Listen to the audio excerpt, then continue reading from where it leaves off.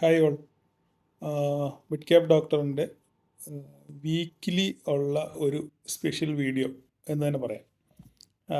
സാധാരണ രീതിയിൽ എല്ലാ പ്രാവശ്യവും നമ്മൾ എല്ലാ ആഴ്ചയും കഴിഞ്ഞ കുറേ നാളുകൾക്ക് മുന്നേ എല്ലാ ആഴ്ചയും നമ്മളൊരു സ്പെഷ്യൽ വീഡിയോ ചെയ്യാറുണ്ടായിരുന്നു. കുറേ നാൾ നമ്മൾ ഒരു പ്രൈസ് ആക്ഷൻ സീരീസ് ആയിരുന്നു. അത് കഴിഞ്ഞ് ഓരോരോ സ്പെഷ്യൽ വീഡിയോകൾ നമ്മൾ ആ സന്ദർഭാനുസരണം നമ്മളിങ്ങനെ ഇട്ട് വന്നിരുന്നു. അപ്പം അങ്ങനെ ഇപ്പോൾ ഈ കഴിഞ്ഞ ആഴ്ചയിൽ യൂട്യൂബിൽ ഒരു കമൻറ്റ് ഞാനിങ്ങനെ വായിച്ചു, ചേട്ടൻ നേരത്തെ വീക്കിലി ഒരു വീഡിയോ സ്പെഷ്യലായിട്ട് ചെയ്യുമായിരുന്നു, ഇപ്പോൾ അത് കാണുന്നില്ലല്ലോ എന്ന്. ഓക്കെ, പല സാഹചര്യങ്ങളുടെയും പിന്നെ സമയത്തിൻ്റെ കുറവ് മൂലമൊക്കെയാണ് നമ്മൾ അങ്ങനെ ചിലതൊക്കെ ഒഴിവാക്കി വന്നാൽ തന്നെ അത്യാവശ്യം വേണ്ട കാര്യങ്ങളൊക്കെ നമ്മൾ ചെയ്യാറുമുണ്ട്. അപ്പം ഇന്നത്തെ നമ്മുടെ ഡിസ്കഷൻ എന്ന് പറഞ്ഞു കഴിഞ്ഞാൽ, ഇന്ന് വരയോ കുറിയോ ചാർട്ടോ കാര്യങ്ങളോ ഒന്നുമില്ല. ഇത് ജസ്റ്റ് ഞാൻ നിങ്ങളോട് നേരിട്ട് സംസാരിക്കുന്നതെന്ന് മാത്രമേ ഉള്ളൂ. അപ്പം അതിനകത്തിൽ ഇതൊരു മോട്ടിവേഷണൽ സ്പീച്ചായിട്ട് നിങ്ങൾ കണക്കാക്കിയാൽ മതി.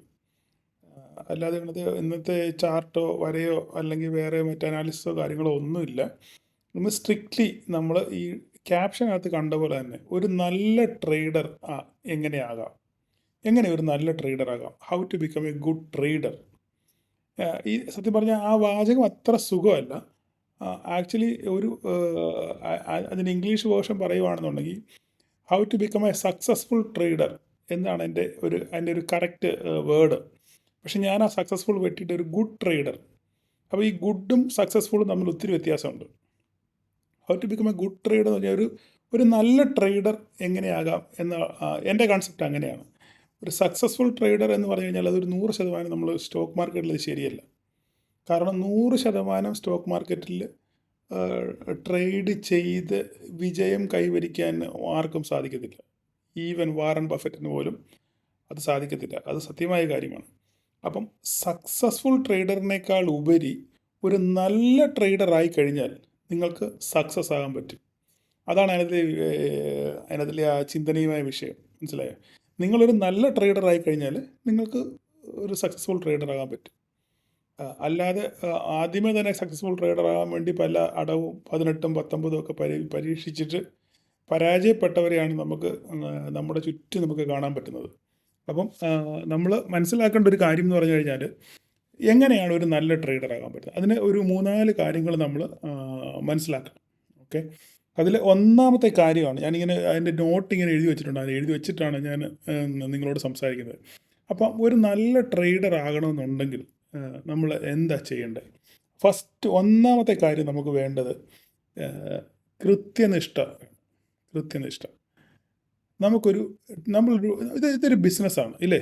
ഈ നമ്മുടെ ഓപ്ഷൻ ട്രേഡിംഗ് എന്ന് പറയുന്നത് ഒരു ബിസിനസ്സാണ്. നമ്മളതിനെ ഒരു ബിസിനസ്സായിട്ട് കാണണം. കാരണം നമ്മൾ ഇതിനകത്തിൽ പൈസ ഇൻവെസ്റ്റ് ചെയ്യുന്നു. അപ്പോൾ ആ ഇൻവെസ്റ്റ് ചെയ്യുന്ന പൈസ ഒരു ബിസിനസ്, നമ്മൾ പൈസ ഇൻവെസ്റ്റ് ചെയ്യുമ്പോൾ എന്ന സംഭവം എന്താ വേണ്ടത്? അതിനൊന്ന് റിട്ടേൺ പറയണം ഇല്ലേ? അപ്പം അങ്ങനെയാകുമ്പോൾ നമ്മൾ എല്ലാ കാര്യത്തിനും ഒരു കൃത്യനിഷ്ഠത നമ്മൾ പുലർത്തണം. ഇത് ഒരു ബിസിനസ്സാണ്, ഇതൊരു ഓപ്ഷൻ ട്രേഡാണ്. ആ ഓപ്ഷൻ ട്രേഡിനകത്തിൽ നമുക്ക് തോന്നുമ്പം വരിക, തോന്നുമ്പം പോവുക, അങ്ങനെ ഒരു പരിപാടിയല്ല.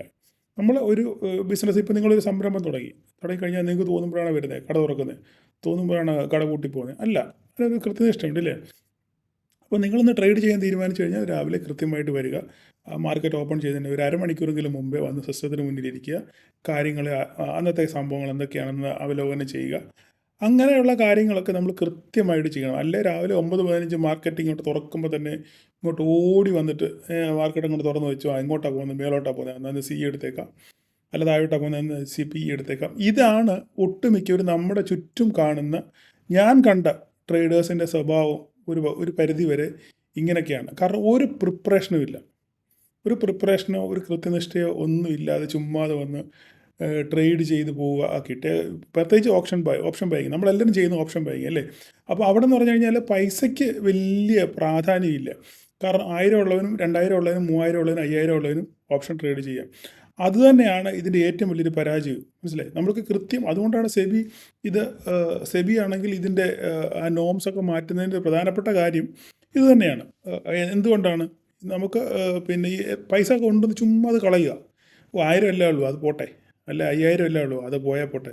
അങ്ങനെ 10 പ്രാവശ്യം 5000 ആകുമ്പോൾ 50,000 രൂപയായില്ലേ? അപ്പം നമുക്ക് എല്ലാത്തിനും ഒരു കൃത്യനിഷ്ഠത വേണം.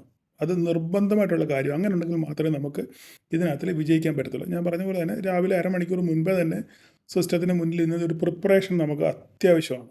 അങ്ങനെ ചെയ്ത് മാത്രമേ നിങ്ങൾ ഒരു ട്രേഡിനകത്തിലോട്ട് നിങ്ങൾ കടക്കാവൂ. മനസ്സിലായോ? അപ്പോൾ ഞാൻ ഒത്തിരി കാര്യങ്ങൾ പറയാനുണ്ട്. പക്ഷേങ്കിൽ അതെല്ലാം കൂടെ പറഞ്ഞു കഴിഞ്ഞാൽ ഈ വീഡിയോയുടെ ലെങ്ത് അങ്ങ് നീണ്ടു പോകും.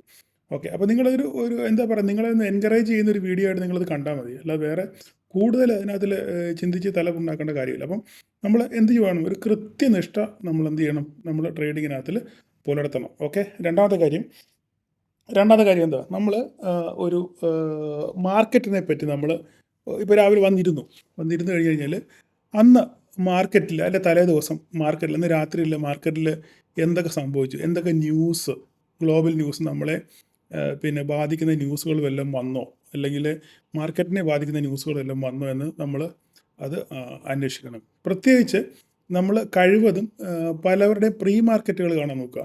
അപ്പോൾ ഞാൻ മലയാളത്തിൽ അങ്ങനെ പ്രീ മാർക്കറ്റുകൾ ഞാൻ സാധാരണ ഇതിൽ PR സുന്ദറിൻ്റെ പ്രീ മാർക്കറ്റ് മാത്രമേ ഇങ്ങനെ കാണാറുള്ളൂ. പിന്നെ നിങ്ങൾക്ക് ഇംഗ്ലീഷ് അത്യാവശ്യം മനസ്സിലാവുമെങ്കിൽ നിങ്ങൾ കുറച്ച് ഇംഗ്ലീഷ് പ്രീ മാർക്കറ്റുകളൊന്ന് കേൾക്കാൻ ശ്രമിക്കണം. ഇംഗ്ലീഷ് പ്രീ മാർക്കറ്റുകൾ അത് നിങ്ങൾക്ക് ഒത്തിരി ഗുണം ചെയ്യും. കാരണം അത് ഗ്ലോബലി ഇംഗ്ലീഷ് പ്രീ മാർക്കറ്റ് കേൾക്കുമ്പോൾ അതിൻ്റെ ഒരു ഗുണം എന്ന് പറഞ്ഞു കഴിഞ്ഞാൽ നമുക്ക് ഗ്ലോബലി എന്ത് നടന്നു എന്ന് കുറച്ചൊക്കെ നമുക്കൊരു ഐഡിയ കിട്ടും. അതിൽ ഞാൻ കണ്ടതിലേക്കും നല്ലത് ഒരു ഷെറ എന്ന് പറഞ്ഞ ഒരു ലേഡി പിന്നെ പ്രീ മാർക്കറ്റ് എന്നും രാവിലെ ചെയ്യുന്നുണ്ട്.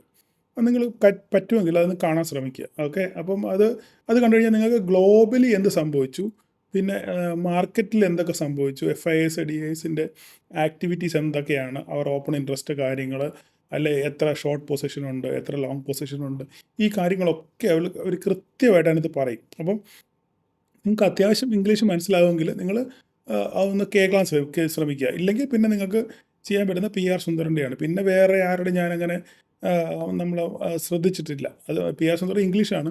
മലയാളത്തിൽ പ്രീ മാർക്കറ്റ് പറയുന്ന പിന്നെ സിയാദ് ഇല്ലിക്കലുണ്ട്. പക്ഷേ അത് അത്ര എനിക്ക് അത് പുള്ളിക്കാരൻ ഓക്കെ, നിങ്ങൾക്കിപ്പം ഒന്നും ഇല്ലെങ്കിൽ തമ്മിൽ ഭേദം തമ്മെന്ന് പറഞ്ഞ പോലെ ഒന്നും കിട്ടുന്നില്ലെങ്കിൽ നിങ്ങൾക്ക് പുള്ളിയുടെ പ്രീ മാർക്കറ്റ് കാണാം.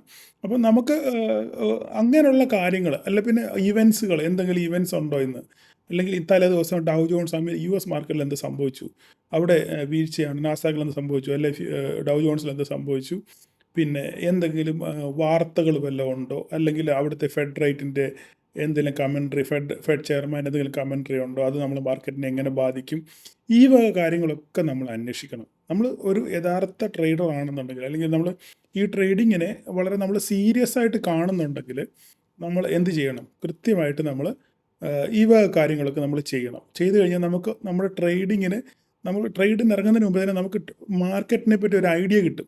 ഇന്ന് എന്ത് ചെയ്യണം, അല്ലെങ്കിൽ മാർക്കറ്റ് ഇന്ന് ഇങ്ങനെ ആയിരിക്കും എന്ന് നമുക്കൊരു ഏകദേശ രൂപം കിട്ടും. മനസ്സിലായോ?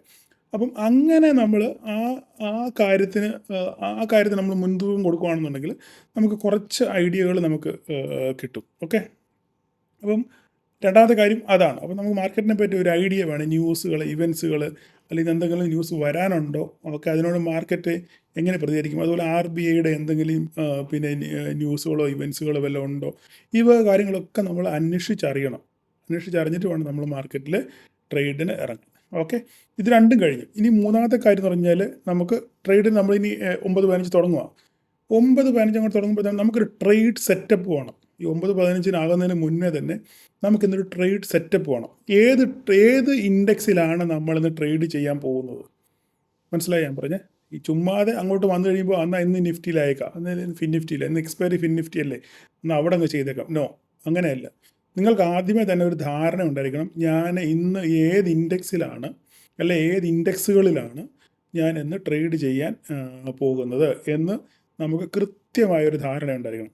അല്ലാതെ ചുമ്മാതെ എവിടെയെങ്കിലും എന്തെങ്കിലും കണ്ട്, അല്ലെ അതങ്ങോട്ട് മേലോട്ട് പോയി, അല്ലെ മിഡ് ക്യാപ്പ് താഴോട്ട് വന്നു, അല്ലെ ബാങ്ക് നിഫ്റ്റി മുന്നോട്ട് പോയി എന്ന് പറഞ്ഞ് നമ്മൾ അവിടെ കാണുന്നിടത്ത് കൊണ്ട് ട്രേഡ് എടുക്കുക അല്ല ചെയ്യേണ്ടത്. നമുക്കൊരു കൃത്യമായ സെറ്റപ്പ് വേണം. ഏത് ഇൻഡെക്സിലാണ് നമ്മളിന്ന് ട്രേഡ് ചെയ്യാൻ പോകുന്നത്, നമുക്ക് കംഫർട്ടബിൾ ആയിട്ടുള്ള സെറ്റപ്പ് എവിടെയാണ് കിട്ടുന്നത്, മനസ്സിലായോ? നമുക്ക് കംഫർട്ടബിൾ ആയിട്ടുള്ള സെറ്റപ്പ് ഏത് ഇൻഡെക്സിലാണ് ഇന്നുള്ളത് എന്ന് നോക്കി മാത്രമേ നമ്മളൊരു ട്രേഡ് ചെയ്യാൻ ഇറങ്ങി പുറപ്പെടാവൂ. ഓക്കെ, ഇനി ഇൻഡെക്സ് നമ്മൾ തീരുമാനിച്ചു. ഇൻഡെക്സിൽ ഇന്ന് നമ്മൾ ട്രേഡ് ചെയ്യുന്നത് നിഫ്റ്റിയിലാണ് ചെയ്യുന്നത്. ഓക്കെ, നിഫ്റ്റി നമ്മൾ തീരുമാനിച്ചു കഴിഞ്ഞു. അപ്പം ഇന്ന് ഇനി അതിനൊരു സെറ്റപ്പ് വേണം അല്ലേ? നമുക്കൊരു ട്രേഡ് സെറ്റപ്പ് വേണം. നമ്മൾ ആദ്യം ഒരു ട്രേഡിന് ഇറങ്ങുന്നതിന് മുന്നേ നമ്മൾ തീരുമാനിക്കണം, ഓക്കെ ഇന്ന് ഞാൻ ഇത്ര എൻ്റെ ക്യാപിറ്റലിൽ നിന്ന് ഇത്രയാണ് ഞാൻ ഡീപ്ലോയ് ചെയ്യാൻ ഉദ്ദേശിക്കുന്നത്. ഓക്കെ, ഒരു 50,000 രൂപ അല്ലെങ്കിൽ 25,000 രൂപയാണ് ഞാൻ ഇന്ന് ഡീപ്ലോയ് ചെയ്യാൻ ഉദ്ദേശിക്കുന്നത്. അത് എത്ര ലോട്ട് ആദ്യം വാങ്ങിക്കണം, അതിന് ശേഷം മാർക്കറ്റ് നമ്മുടെ വഴിക്ക് തന്നെ പോവുകയാണെങ്കിൽ പിന്നെ എത്ര ലോട്ട് ആഡ് ചെയ്യണം, ഇല്ലെങ്കിൽ നമ്മൾ എങ്ങനെ എക്സിറ്റ് ആകണം എന്നൊക്കെയുള്ള ഒരു പ്ലാൻ നമുക്ക് എന്ത് വേണം, ഒരു ട്രേഡിന് ഇറങ്ങുന്നതിന് മുന്നേ നമ്മൾ എല്ലാം പ്ലാൻ ചെയ്ത് വെക്കണം. മനസ്സിലായി? അപ്പം നമ്മൾ എന്തൊരു പരിപാടി ഒക്കെ ഇറങ്ങിയാലും അതിപ്പം ഈ നമ്മളിപ്പോൾ ഓപ്ഷൻ ട്രേഡിംഗ് എന്ന് മാത്രമല്ല, എന്ത് സംഭവമാണെന്ന് പറഞ്ഞാലും അത് ജീവിതത്തിലായാലും നമ്മുടെ ലൈഫിലായാലും നമുക്ക് എന്തിനെ പറ്റിയും ഒരു ധാരണ വേണം, നമുക്കൊരു പ്ലാൻ വേണം. ആ പ്ലാൻ ഇല്ലെന്നുണ്ടെന്നുണ്ടെങ്കിൽ പിന്നെ നമുക്ക് വിജയിക്കാൻ പറ്റത്തില്ല. കാരണം ഞാൻ ഇന്നാളിൽ ഒരു വീഡിയോ ഒക്കെ ഞാൻ പറഞ്ഞിട്ടുണ്ട്. ഞാൻ കുറേ നാൾ അമേരിക്കൻ US മിലിറ്ററിയോട് ജോലി ചെയ്തിട്ടുണ്ട്. അപ്പോൾ ഞാൻ പറഞ്ഞ അവരെ ഞാൻ പഠിച്ച വിഷയം വെച്ചാൽ എന്ത് ചെറിയൊരു കാര്യം ഉണ്ടെങ്കിലും അവർക്കൊരു പ്ലാനുണ്ട്. ആ പ്ലാൻ ഇല്ലാതെ ഒരു കാര്യം അവർ ചെയ്യത്തില്ല. ഇപ്പോൾ സപ്പോസ് ഇപ്പം നമ്മളിപ്പോൾ ഒരു കണ്ടെയ്നർ അങ്ങോട്ട് നീക്കി വെക്കണം. ഒരു കണ്ടെയ്നർ അങ്ങോട്ട് നീക്കി വെക്കണമെന്നുണ്ടെങ്കിൽ ആദ്യം ഒരു പേപ്പർ കൊണ്ടുവരും. ഓക്കെ, ഈ കണ്ടെയ്നർ ഇന്ന സ്ഥലത്തായിരിക്കുന്നത്, ഇവിടുന്ന് ഇത്ര ഫീറ്റ് അങ്ങോട്ട് മാറ്റി അത് പ്ലേസ് ചെയ്യണം. അപ്പോൾ ഇത് ആ ഡ്രോയിങ് ഇത് വെച്ച് വരച്ചു. നമ്മളാണെങ്കിൽ എന്ത് ചെയ്യും, അങ്ങോട്ട് കൊണ്ടുവരും, ഫോർക്ക് ഡ്രില്ലിങ് അതിൻ്റെ സാധനം അങ്ങോട്ട് കൊണ്ടുവരും, എടുത്ത് ക്ലിപ്പ് ചെയ്യും, പൊക്കിയെടുത്ത് മാറി അപ്പുറത്ത് മാറ്റി വെക്കും, നമ്മൾ വണ്ടി എടുത്തുകൊണ്ട് പോകും. പക്ഷേ അവരങ്ങനെയല്ല, അത് കൃത്യമായിട്ട് എടുത്ത് ഇത്ര ഫീറ്റ് ഇന്നടുത്ത് മാറ്റി കൃത്യമായിട്ട് ആ സാധനം ഇന്നടുത്ത് പ്ലേസ് ചെയ്തു, അത് ഓക്കെയാണോ, ഇതാണ്. മനസ്സിലായി? അപ്പോൾ നമുക്ക് എപ്പോഴും ഒരു സെറ്റപ്പ് വേണം. ഒരു സെറ്റപ്പ്, അല്ലെങ്കിൽ അത് നമ്മുടെ ലൈഫിലായാലും നമ്മുടെ ജോലിയിലായാലും എന്തിലായാലും നമുക്കൊരു പ്ലാൻ വേണം. ഈ പ്ലാനില്ല, without plan you cannot win. അതാണ് ഞാൻ അവരുടെ ഇത് പഠിച്ചൊരു കാര്യം. അതാണ്, ഒരു പ്ലാൻ ഇല്ലെന്നുണ്ടെങ്കിൽ ചിലപ്പം ടെമ്പററി ആയിട്ട് ചിലപ്പോൾ നമുക്ക് വിജയം ഉണ്ടായിരിക്കും, പക്ഷേ അതിൻ്റെ ആഫ്റ്റർ എഫക്റ്റ് ചിലപ്പം വളരെ ദുരിതപൂർണ്ണമായിരിക്കും. മനസ്സിലായോ? ഇപ്പോൾ ഒരു പാളിപ്പോയി, എന്ത് ചെയ്യാൻ പറ്റും? അപ്പോൾ നമുക്കൊരു ആ പാളിപ്പോയാൽ ആ പാളിപ്പോയതിൽ നിന്ന് നമുക്ക് എങ്ങനെ രക്ഷപ്പെടാം എന്നൊരു മൂന്നാമതൊരു പ്ലാൻ കാണും. മനസ്സിലായി? അപ്പം നമ്മളെപ്പോഴും നമ്മൾ ലൈഫിലായാലും ജോലിയിലായാലും എവിടെയാണെന്ന് പറഞ്ഞാലും നമുക്ക് എപ്പോഴും ഒരു പ്ലാൻ വേണം. ആ പ്ലാന് എക്സിക്യൂട്ട് ചെയ്ത് കഴിഞ്ഞ് 100% അത് എക്സിക്യൂട്ട് ചെയ്ത് കഴിഞ്ഞാൽ നമുക്ക് കറക്റ്റായിട്ട് നമ്മൾ ആ വിചാരിച്ച പാതയിൽ അല്ലെ വിചാരിച്ച കാര്യങ്ങൾ നമുക്ക് നേടാൻ പറ്റും. ഓക്കെ, അപ്പം അതുകൊണ്ട് നമുക്കൊരു ഒരു ട്രേഡ് പ്ലാൻ വേണം. നമ്മൾ ഇന്ന് എത്ര ക്വാണ്ടിറ്റിയാണ് ചെയ്യുന്നത്, എത്ര പൈസയാണ് നമ്മൾ ഡിപ്ലോയ് ചെയ്യുന്നത്, അതുപോലെ എത്ര ട്രേഡ് മുന്നോട്ട് പോയി കഴിഞ്ഞാൽ നമുക്ക് എത്ര ക്വാണ്ടിറ്റി നമ്മൾ വീണ്ടും ആഡ് ചെയ്യണം എന്ന് നമ്മൾ ആദ്യം ചെയ്യുന്നു. അതിനുശേഷം നമുക്കൊരു എക്സിറ്റ് പ്ലാനും വേണം. ഇന്നത്തെ എൻ്റെ റിവാർഡ് എത്രയാണ്, എൻ്റെ റിസ്ക് റിവാർഡ് എത്രയാണ് നമ്മൾ ട്രേഡിന് ഇറങ്ങുന്നതിന് മുമ്പ് തീരുമാനിക്കും. ഞാൻ ഓൾറെഡി പല പ്രാവശ്യം നിങ്ങളോട് പറഞ്ഞിട്ടുള്ളത്, നമ്മുടെ റിസ്ക് റിവാർഡ്. ഇപ്പം ഞാൻ ഇന്ന് 25,000 രൂപ ഞാൻ ഡീപ്ലോയ് ചെയ്തു. എൻ്റെ ട്രേഡിന് വേണ്ടി ഞാൻ 25,000 രൂപ ഇന്ന് ഡീപ്ലോയ് ചെയ്തു. ഓക്കെ, 25,000 രൂപ ഞാൻ ഡീപ്ലോയ് ചെയ്ത് കഴിഞ്ഞാൽ എനിക്ക് എത്ര ശതമാനം റിട്ടേൺ ഞാൻ അതിനകത്ത് നിന്ന് ഉദ്ദേശിക്കുന്നുണ്ട്? മനസ്സിലായി പറഞ്ഞു? അതിനകത്ത് എത്ര ശതമാനം? അപ്പം അതിലൊരു ഞാനൊരു 10% അല്ലെങ്കിൽ 15% ആണ് റിട്ടേൺ ആണ് ഞാൻ ആഗ്രഹിക്കുന്നതെങ്കിൽ നിങ്ങൾ 25,000 രൂപ ഡിപ്ലോയ് ചെയ്ത് കഴിഞ്ഞാൽ അതിൻ്റെ 10% എത്രയാണ്? 2,500 രൂപ. നിങ്ങൾ 25,000 രൂപ 5 ലോട്ടോ അല്ലെങ്കിൽ 6 ലോട്ടോ മേടിച്ച് കഴിഞ്ഞാൽ 2,500 രൂപയാണ് നിങ്ങൾ ഉദ്ദേശിക്കുന്നത്? ഒരിക്കലും അല്ല. നിങ്ങളൊരു 10,000 രൂപയായിരിക്കും പ്രതീക്ഷിക്കുന്നത്. 25,000 ഞാൻ ഇട്ട് എനിക്കൊരു 10,000 തന്നെ ഇന്ന് കിട്ടണം. ഈ ചിന്തയാണ് നിങ്ങളെ നഷ്ടത്തിലോട്ട് കൂപ്പുകുത്തിക്കുന്നതിൻ്റെ പ്രധാനപ്പെട്ട കാര്യം. അപ്പോൾ അവിടെയാണ് ഞാൻ എപ്പോഴും ഉയർത്തിപ്പിടിക്കുന്ന ന്യായത്തിൻ്റെ പ്രസക്തി. മനസ്സിലായി?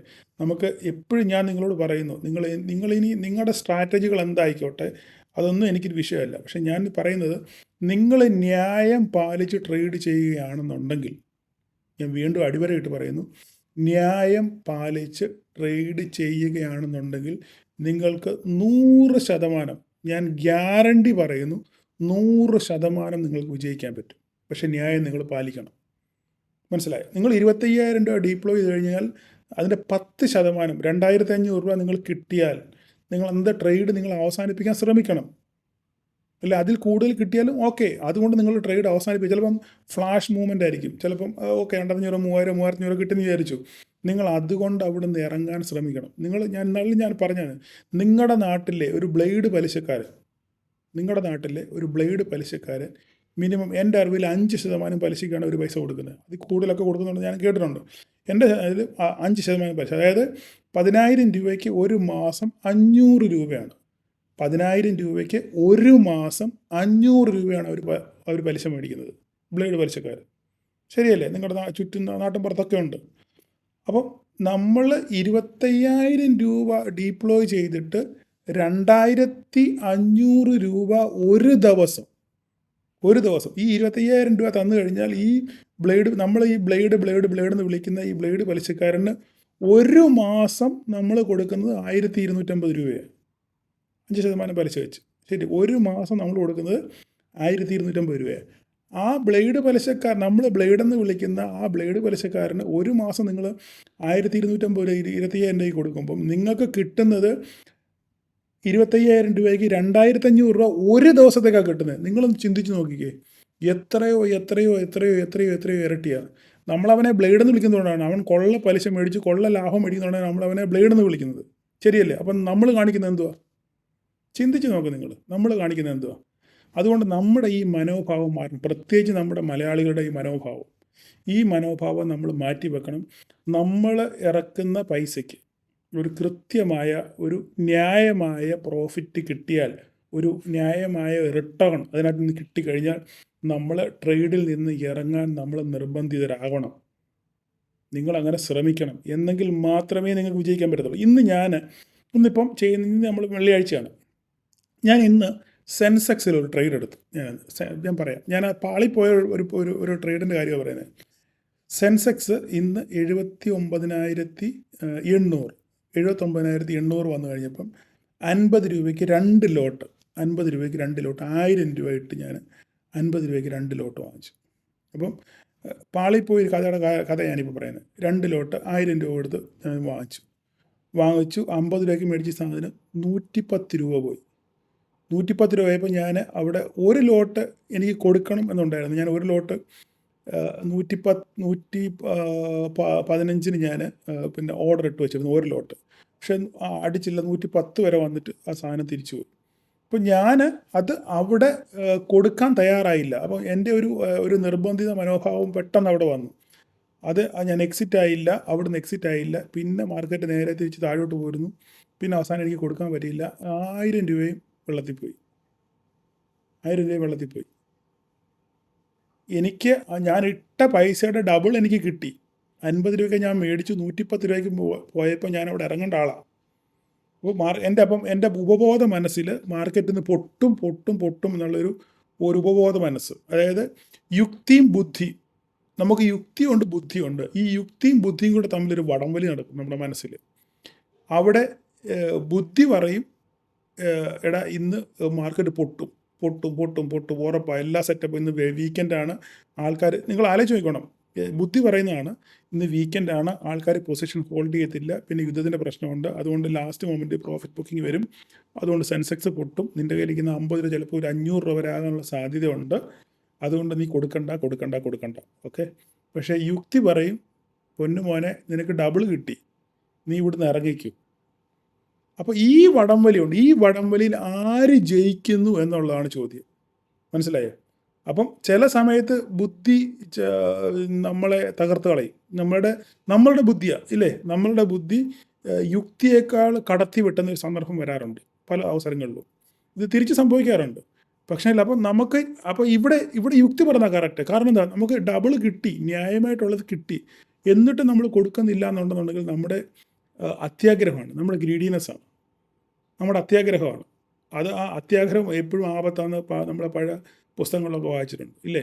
അപ്പം അതുകൊണ്ട് ഞാൻ നിങ്ങളോട് വീണ്ടും ഓർപ്പിക്കുന്നു, ന്യായമായിട്ടുള്ള പ്രോഫിറ്റ് കിട്ടിയാൽ നിങ്ങൾ ഇറങ്ങി മാറി നിൽക്കാൻ ശ്രമിക്കുക. ഇങ്ങനെ നിങ്ങൾ ഒരു മാസം നിങ്ങളൊന്ന് ട്രൈ ചെയ്ത് നോക്കുക. ഇതൊരു മോട്ടിവേഷണൽ സ്പീച്ചായിട്ട് നിങ്ങൾ കണക്കാക്കിയാൽ മതി. നിങ്ങളത് ഒരു മാസം നിങ്ങളൊന്ന് ട്രൈ ചെയ്ത് നോക്കുക. ചിലപ്പം ആഴ്ചയിൽ 5 ദിവസം ട്രേഡ് ഉണ്ടെന്നുണ്ടെങ്കിൽ ചിലപ്പോൾ 2 ദിവസം സ്റ്റോപ്പ് ലോസ് അടിച്ചോട്ടെ, നോ പ്രോബ്ലം. നിങ്ങളുടെ സ്റ്റോപ്പ് ലോസ് അടിച്ചോട്ടെ. നിങ്ങളുടെ സ്റ്റോപ്പ് ലോസ് ഉണ്ട്, നിങ്ങൾക്ക് സ്റ്റോപ്പ് ലോസ് ഇല്ലേ, 10 പോയിന്റിൽ 15 പോയിന്റ് നിങ്ങൾക്ക് സ്റ്റോപ്പ് ലോസ് ഉണ്ട്, അടിച്ചോട്ടെ. ബാക്കി 3 നമ്മൾ വിജയിച്ചു. ഇതെല്ലാം കൂടെ കൂട്ടിക്കിഴിച്ച് നോക്കുകയാണെന്നുണ്ടെങ്കിൽ മാസാവസാനം വരുമ്പം നിങ്ങൾക്ക് പ്രോഫിറ്റ് ആയിരിക്കും. നിങ്ങളൊന്ന് ശ്രമിച്ചു. നിങ്ങൾ ഇത്രയും പൈസ കൊണ്ട് നിങ്ങൾ എന്തെല്ലാം സ്ട്രാറ്റജികൾ നിങ്ങൾ പരീക്ഷിച്ച് നോക്കി, ശരിയല്ലേ? നിങ്ങൾ എന്തെല്ലാം സ്ട്രാറ്റജികൾ നിങ്ങൾ പരീക്ഷിച്ച് നോക്കി, എന്തെങ്കിലും വിജയിച്ചോ? ഇത് വിജയിക്കും, ഇത് അടിപൊളിയാണ്, ഈ സ്ട്രാറ്റജി അടിപൊളിയാണ്, അല്ല പുള്ളിയുടെ അത് അടിപൊളിയാണ്, പുള്ളിയുടെ ക്ലാസ് കേട്ടു, ഇനി അത് നടക്കും. നിങ്ങൾ എന്തെല്ലാം പരീക്ഷിച്ചു? നിങ്ങളിപ്പോൾ എത്ര വർഷമായി ട്രേഡ് ചെയ്യാൻ തുടങ്ങിയിട്ട്, ഓപ്ഷൻ ട്രേഡ് ചെയ്യാൻ തുടങ്ങിയിട്ട്? ഇതുവരെയായിട്ട് ഞാൻ ഒത്തിരി പേരോട് പേഴ്സണലായിട്ട് നമ്മുടെ ഗ്രൂപ്പിലുള്ള ഒത്തിരി പേരോട് ഞാൻ പേഴ്സണലായിട്ട് സംസാരിച്ചു. എല്ലാവരും പറഞ്ഞു ചേട്ടാ ഞങ്ങൾ 3 വർഷമായി 5 വർഷമായി 10 വർഷമായി ട്രേഡ് ചെയ്യാൻ, പക്ഷേ ഇതുവരെയായിട്ട് നമുക്കൊന്ന് ശരിക്കും ഒന്ന് ഒരു സക്സസ്ഫുൾ ട്രേഡർ ആകാൻ പറ്റിയിട്ടില്ല, ഒരു വിജയിക്കാൻ പറ്റിയിട്ടില്ല എന്ന് എല്ലാവരും അത് തന്നെയാണ് പറയുന്നത്. എന്താ കാര്യം? ഇതാണ് കാര്യം. ഇറങ്ങേണ്ടിടത്ത് ഇറങ്ങാൻ നിങ്ങൾ നിർബന്ധിതരാകുന്നില്ല. വീണ്ടും കിട്ടും. ഞാൻ ഇന്നാളിലും ഒരു കാര്യം പറഞ്ഞു ഇല്ലേ, hope is the worst enemy of a trader. നമ്മുടെ പ്രതീക്ഷയാണ് വീണ്ടും കിട്ടും എന്നുള്ള പ്രതീക്ഷയാണ് നമ്മളെ നാശത്തിൻ്റെ പടുകുഴിയിൽ കൊണ്ടെത്തിക്കുന്നത്. അതുകൊണ്ട് എനിക്ക് നിങ്ങളോട് പറയാനുള്ളത്, കൃത്യമായി നിങ്ങളൊരു സർട്ടൺ എമൗണ്ട് വെച്ച് നിങ്ങൾ ട്രേഡ് ചെയ്യുക. അതിൻ്റെ ഇത്ര ശതമാനം വരുമാനം കിട്ടിയാൽ, റിട്ടേൺ കിട്ടിയാൽ നിങ്ങൾ ട്രേഡ് അവസാനിപ്പിക്കുക. അവസാനം നിങ്ങളുടെ ഇതിനകത്തിൽ കിൽ സ്വിച്ച് ഉണ്ട്, നിങ്ങൾ കിൽ സ്വിച്ച് അങ്ങ് ഓണാക്കിയേക്കുക. അതോടെ കഴിഞ്ഞു. പിന്നെ അത് ട്രേഡ് പിന്നെ നോക്കേണ്ട കാര്യമില്ല. പിന്നെ നമ്മൾ ചിലപ്പോൾ ഒരു പക്ഷേ നമ്മൾ 15-10% നമ്മൾ ഇറങ്ങി, അതിനുശേഷം മാർക്കറ്റ് പറന്നുപോയി. അപ്പോൾ നമുക്ക് നിരാശ വരും. അയ്യോ നോ, അത് വേണ്ടാന്നേ, നമുക്കുള്ളതല്ല അത്. വഴി കൂടെ പോകുന്ന സാധനങ്ങളെല്ലാം നമുക്കുള്ളതാണ്. ഒരുത്തിന് ലോട്ടറി അടിച്ചും പറയും നമ്മൾ വരുന്ന കരഞ്ഞിട്ട് വല്ല കാര്യമുണ്ടോ? ഒരു കാര്യമില്ല. നമുക്കെന്താണ്? കൺസിസ്റ്റൻസിയാണ് വേണ്ടത്. കൃത്യമായി നമുക്കൊരു ധാരണയോടുകൂടി കൃത്യമായ ഒരു അച്ചടക്കത്തോടുകൂടെ നമ്മൾ ട്രേഡിങ്ങിനകത്ത് നിന്നെങ്കിൽ മാത്രമേ നമുക്കിനകത്ത് വിജയിക്കാൻ പറ്റത്തുള്ളൂ. ഇല്ലെങ്കിൽ ഒരു പക്ഷേ ഒരു ദിവസം നിങ്ങൾക്ക് ലാഭം കിട്ടിയേക്കാം, അല്ല 2 ദിവസം നിങ്ങൾക്ക് ലാഭം കിട്ടിയേക്കാം, എന്ന് നിങ്ങൾക്ക് ആ ലാഭം കിട്ടണമെന്നില്ല. ഓക്കെ, അതുകൊണ്ട് അത് ഇന്നലെ നമ്മൾ ഒരു ട്രേഡ് എടുത്തു ഇല്ലേ, ഭയങ്കര ഇന്നലെ മെനഞ്ഞാന്ന് ഹീറോ കളിച്ചു, എത്രയോ ഇരട്ടികൾ പോയി. 40 രൂപ ഉള്ള പ്രീമിയം 230 രൂപ വരെ പോയി. അതിൽ 130 രൂപ നമുക്ക് ക്യാപ്ചർ ചെയ്യാൻ പറ്റി. എനിക്ക് 40 രൂപയുടെ പ്രീമിയം 240 രൂപ വരെ പോയി. 130 രൂപയ്ക്ക് നമുക്ക് ഇറങ്ങാൻ പറ്റി. നിങ്ങൾ കണ്ടതാ നമ്മുടെ ഗ്രൂപ്പിലുള്ളവർ. അപ്പം ചില അവസരങ്ങൾ നമുക്ക് കിട്ടും, അത് എന്നും കിട്ടണമെന്നില്ല. അപ്പോൾ ഇതെന്നും കിട്ടും എന്ന് പറഞ്ഞ് നമ്മൾ ചുമ്മാ കൊണ്ട് പൈസ എറിഞ്ഞ്, പ്രത്യേകിച്ച് എക്സ്പയറി ഡേയിൽ ഹീറോ കളിക്കാൻ പോയി കഴിഞ്ഞാൽ നമ്മുടെ പൈസ പോകുന്ന വഴി അറിയത്തില്ല. അതുകൊണ്ട് ഞാൻ നിങ്ങളോട് പറയുന്നത്, കൃത്യമായ അച്ചടക്കത്തോടുകൂടെ നിങ്ങൾ ട്രേഡ് ചെയ്യാൻ ശ്രമിക്കുക. നമുക്കൊരു ട്രേഡ് സെറ്റപ്പ് ഉണ്ടായിരിക്കണം. എവിടെ കയറണം, എവിടെ ഇറങ്ങണം, നമ്മുടെ ലാഭം എത്ര, നമ്മുടെ നഷ്ടം എത്ര എന്ന് നമ്മൾ തീരുമാനിച്ച് ഒരു അച്ചടക്ക മനോഭാവത്തോടെ നമ്മൾ പോയാൽ നമുക്കൊരു നല്ല ട്രേഡറാകാം. നിങ്ങളൊരു നല്ല ട്രേഡർ, ഈ അച്ചടക്കം നിങ്ങളുടെ ജീവിതത്തിൽ വരുത്തി കഴിഞ്ഞാൽ നിങ്ങളൊരു നല്ല നിങ്ങൾ ട്രേഡ് ചെയ്യാൻ പഠിച്ചാൽ, ഈ രീതിയിൽ നിങ്ങൾ ട്രേഡ് ചെയ്യാൻ പഠിച്ചാൽ നിങ്ങൾക്കൊരു സക്സസ്ഫുൾ ട്രേഡറാകാൻ പറ്റും. അതിൽ ഒരു സക്സസ്ഫുൾ ട്രേഡർ നിങ്ങൾ ആവണമെന്നുണ്ടെങ്കിൽ ആദ്യം നിങ്ങളൊരു നല്ല ട്രേഡർ ആവണം. ഒരു നല്ല ട്രേഡറായെങ്കിൽ മാത്രമേ നിങ്ങൾക്ക് ഒരു സക്സസ്ഫുൾ ട്രേഡർ ആകാൻ പറ്റത്തുള്ളൂ. അതുകൊണ്ട് കാര്യങ്ങൾ അങ്ങ് ദീർഘിപ്പിച്ച് പോവാം പിന്നെ പറയുമ്പം. അപ്പം ഞാനിങ്ങനെ എഴുതി വെച്ചിട്ടുണ്ട് ഇവിടെ. അപ്പം നമുക്ക് അച്ചടക്കം, പിന്നെ നഷ്ടബോധം ഉണ്ടാകാൻ പാടില്ല. നമുക്ക് ഇപ്പോൾ ഒരിക്കൽ നഷ്ടം വന്നു, അല്ലെങ്കിൽ നമ്മളൊരു ട്രേഡിന് ഇറങ്ങിയതിന് ശേഷം നമുക്ക്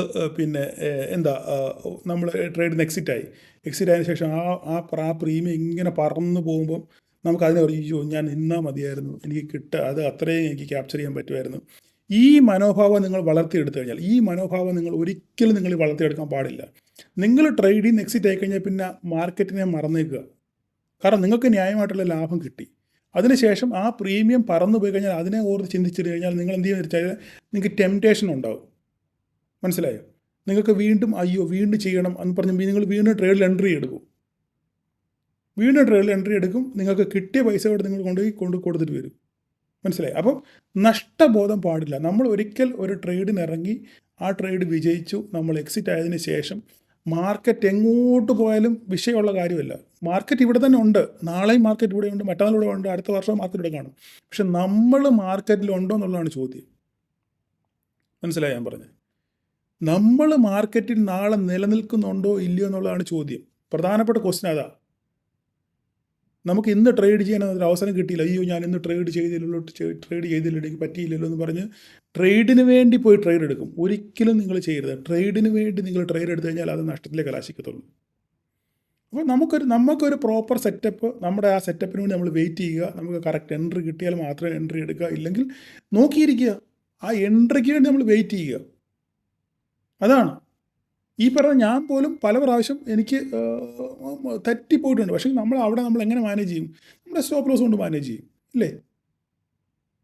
എന്നും നമുക്ക് സ്റ്റോപ്പ് ലോസ് അടിക്കത്തില്ലല്ലോ. അടിക്കുമോ? നിങ്ങൾക്കറിയാവുന്ന കാര്യങ്ങൾ. അപ്പം സ്റ്റോപ്പ് ലോസ് ഇതിൻ്റെ ഒരു ഭാഗമാണ്. അത് ചിലപ്പം 1-2 പ്രാവശ്യം ചിലപ്പോൾ അടിച്ചു ചെയ്യും. പക്ഷേ ആഴ്ചയിൽ 3 ട്രേഡ് ഉണ്ടെന്നുണ്ടെങ്കിൽ 2 5 ട്രേഡ് ഉണ്ടെങ്കിൽ 2 സ്റ്റോപ്പ് അടിച്ചല്ലോ, 3 നമുക്ക് വിജയിക്കാമല്ലോ. ആ 3 കൂടെ നമുക്ക് മാനേജ് ചെയ്യാമല്ലോ. എന്നാലും തമ്മിൽ കൂട്ടുമ്പോൾ ഒരെണ്ണം അധികമല്ലേ, ഒരു ദിവസത്തെ ഒരു പ്രോഫിറ്റ് അധികമല്ലേ. ആ ഒരു ദിവസം കിട്ടിയ പ്രോഫിറ്റ് നിങ്ങളുടെ ക്യാപിറ്റലിന് എത്ര ശതമാനം നിങ്ങൾ കണക്ക് കൂട്ടി നോക്ക്. നിങ്ങൾക്ക് ബാങ്കിലിട്ടാൽ നിങ്ങൾക്ക് 6% അല്ലെങ്കിൽ 7% നിങ്ങൾക്ക് മാക്സിമം ഒരു വർഷത്തേക്ക് കിട്ടുന്നത്. 1 ലക്ഷം രൂപ നിങ്ങൾ ബാങ്കിലിട്ടാൽ നിങ്ങൾക്ക് ആകെ കിട്ടുന്നത് 7%. 7000 രൂപയാണ് കിട്ടുന്നത് ഒരു വർഷം. 1 ലക്ഷം രൂപ നിങ്ങൾ ബാങ്കിലിട്ടാൽ നിങ്ങൾക്ക് ഒരു വർഷം കിട്ടുന്നത് 7000 രൂപയാണ്, ഇല്ലേ? അപ്പം 25,000 രൂപ നമ്മൾ ഒരു നോർമൽ ട്രേഡ് 25,000 വെച്ചാൽ ട്രേഡ് ചെയ്യുന്ന വിചാരിച്ചു, അവൻ എത്ര കിട്ടും? 3.5 1.25 1750 രൂപയാണ് ഒരു വർഷം. 25,000 രൂപ അവൻ ബാങ്കിലിട്ടാൽ കിട്ടുന്നത്. ആലോചിച്ച് നോക്കി നിങ്ങൾ. അപ്പം നിങ്ങൾ എന്താ ചെയ്യേണ്ടത്? കൃത്യമായ ധാരണയോടുകൂടി നിങ്ങൾ ട്രേഡ് ചെയ്യുക. എൻ്റെ റിസ്ക്കും റിവാർഡും നിങ്ങൾ തന്നെ തീരുമാനിക്കുക. ഞാൻ എത്ര സഹിക്കും, എൻ്റെ നഷ്ടം ഞാൻ എത്ര സഹിക്കും, എനിക്ക് ലാഭം എത്ര കിട്ടിയാൽ ഞാൻ ഇവിടെ നിന്ന് ഇറങ്ങും, അതിനുശേഷം എങ്ങോട്ട് മാർക്കറ്റ് പോയാലും എന്നെ ബാധിക്കുന്ന വിഷയമല്ല. ഇങ്ങനെ ഒരു ശീലം നിങ്ങൾ വളർത്തിയെടുക്കുകയാണെന്നുണ്ടെങ്കിൽ നിങ്ങൾക്ക് ശരിക്കും വിജയിക്കാൻ പറ്റും. നിങ്ങൾ പരീക്ഷിച്ച് നോക്കിയോ. ആദ്യത്തെ ഒരാഴ്ച കുറച്ച് ബുദ്ധിമുട്ടായിരിക്കും. നിങ്ങളതൊന്ന് ഒരു മനസ്സിനെ ഒന്ന് പിടിച്ചിരുത്തി നിങ്ങൾ ഒരാഴ്ച ഒന്ന് ചെയ്യണം. ഈ ഒരാഴ്ച ചെയ്യുമ്പം തമ്മിൽ കൂട്ടുമ്പോൾ അവസാനം കാണുന്ന പച്ച ഉണ്ടല്ലോ, ആ ഗ്രീനാണ്, ആ പച്ചയാണ്, അല്ലെങ്കിൽ ആ പ്ലസ് അക്കങ്ങളാണ് നിങ്ങളെ മോട്ടിവേറ്റ് ചെയ്യും. ഓക്കെ, ഇത് ഈ ആഴ്ച ഞാൻ ഇങ്ങനെ ചെയ്തു, അപ്പോൾ എനിക്ക് ഇത്ര പ്രോഫിറ്റ് ഉണ്ടായി, കൊള്ളാം, കുഴപ്പമില്ല, അങ്ങനെ അടുത്ത ആഴ്ച ഞാനിത് തന്നെ ശീലിക്കും. അങ്ങനെ ചെയ്ത് നമ്മുടെ മനസ്സിനെ എന്ത് ചെയ്യണം? മനസ്സിനെ നിയന്ത്രിച്ച് നമ്മളെ മനസ്സിനെ അതിൻ്റെ ആ വഴിക്ക് കൊണ്ടുവരണം. അങ്ങനെ നമ്മൾ ഒരു മാസം നമ്മൾ കൃത്യമായി ട്രേഡ് ചെയ്യുകയാണെന്നുണ്ടെങ്കിൽ നിങ്ങൾക്ക് നിങ്ങളുടെ പോർട്ട്ഫോളിയോ ഗ്രീനിലെത്തും. അതിന് 100% അതിന് ഗ്യാരണ്ടിയാണ്. നിങ്ങൾ ശ്രമിച്ചു നോക്കൂ. ഏതായാലും നിങ്ങൾ ഇത്രയും സ്ട്രാറ്റജികളൊക്കെ പരീക്ഷിച്ച് നോക്കിയില്ലേ? ഓക്കെ, അതുകൊണ്ട് നിങ്ങളിതൊന്ന് പരീക്ഷിച്ച് നോക്കുക. നിങ്ങൾക്ക് വിജയിക്കാൻ പറ്റും. അപ്പം ഇത് നീണ്ടുപോയെന്ന് അറിയത്തില്ല, എത്ര മിനിറ്റ് ആയെന്ന് എനിക്കറിയത്തില്ല. എങ്കിലും ഇത് നിങ്ങളെ മോട്ടിവേറ്റ് ചെയ്യുമെന്ന് ഞാൻ വിചാരിക്കുന്നു. നിങ്ങളുടെ ട്രേഡിംഗ് ലൈഫിൽ ഈ ഒരു വീഡിയോ നിങ്ങൾക്ക് വളരെ ഉപകാരപ്രദമാകും എന്ന് ഞാൻ വിചാരിക്കുന്നു. അപ്പം എല്ലാവർക്കും ഒരു വീക്കെൻഡ് ആശംസിക്കുന്നു. വീക്കെൻഡിൽ ട്രേഡിനെ മറന്നേക്കുക, മാർക്കറ്റിനെ മറന്നേക്കുക, ഫാമിലിയോടെ എൻജോയ് ചെയ്യാൻ ശ്രമിക്കുക. നിങ്ങളുടെ ആത്മീയ കാര്യങ്ങളിലും മറ്റു കാര്യങ്ങളിലൊക്കെ ഇടപെട്ട് വീക്കെൻഡ് അങ്ങനെ അടിപൊളിയാക്കാൻ ശ്രമിക്കുക. വീണ്ടും തിങ്കളാഴ്ച മാർക്കറ്റ് വരും. അന്നേരം ഇപ്പം നമുക്ക് മാർക്കറ്റിൻ്റെ കാര്യങ്ങളൊക്കെ പറ്റി ചിന്തിക്കാം. പിന്നെ വീക്കെൻഡിൽ നിങ്ങൾക്ക് സമയം കിട്ടുമ്പോൾ ഒരു 1-2 മണിക്കൂർ മാർക്കറ്റിൽ ചാർട്ടിനെ പറ്റിയോ അല്ലെങ്കിൽ മാർക്കറ്റിലെ ഇവൻറ്റുകളെ പറ്റിയോ അല്ലെങ്കിൽ കഴിഞ്ഞ ദിവസങ്ങളിൽ എന്തൊക്കെ സംഭവിച്ചു എന്നതിനെ പറ്റിയൊക്കെ ഒന്ന് അവലോകനം ചെയ്യാൻ നിങ്ങൾ ഒന്ന് ശ്രമിക്കുക. ഓക്കെ, അപ്പം എല്ലാവർക്കും ഇപ്പോൾ ഈ മാസം അവസാനം നവംബർ കഴിഞ്ഞ് ഡിസംബർ മാസമാണ്. അപ്പം ഡിസംബർ 1-ാം തീയതി മുതൽ നിങ്ങൾ ഇതൊന്ന് പരീക്ഷിച്ച് നോക്കുക. ഒരാഴ്ച ആദ്യം ഒന്ന് പരീക്ഷിച്ച് നോക്കുക. അപ്പം നിങ്ങൾക്കൊന്ന് ഇത് നിലനിൽക്കാൻ പറ്റുന്നുണ്ടെന്നുണ്ടെങ്കിൽ ഇങ്ങനെ മനസ്സിനെ നിയന്ത്രിച്ച് നിങ്ങൾ ഒന്ന് ചെയ്യാൻ പറ്റുന്നുണ്ടെങ്കിൽ നന്നായിരിക്കും. അപ്പോൾ നിങ്ങളത് പിന്നെ പിന്തുടരാൻ ശ്രമിക്കുക. ഓക്കെ, അപ്പോൾ എല്ലാവർക്കും ഒരു പ്രോഫിറ്റബിൾ മന്ത് ഡിസംബർ ആശംസിക്കുന്നു. Thank you all.